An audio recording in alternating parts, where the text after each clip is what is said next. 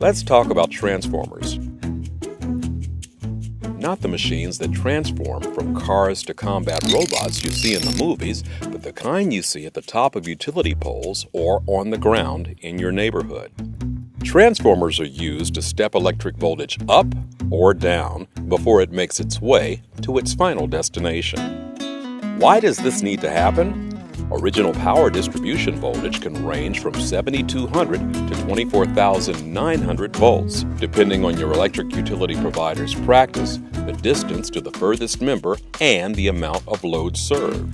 That's much too high a voltage for safe home or business use.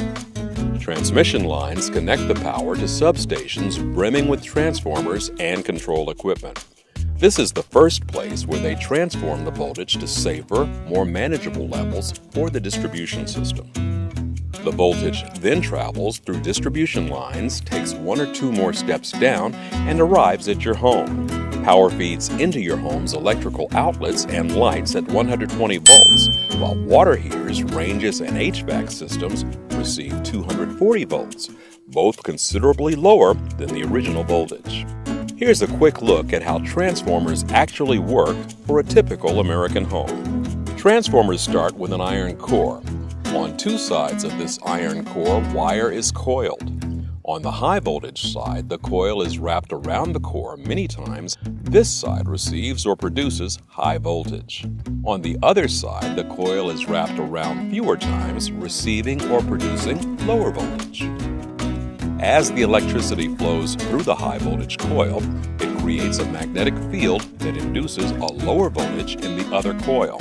That's how the magic of transformation takes place. Transformers are everywhere in our daily lives, not just on your utility provider's lines. Take your cell phone charger, for example.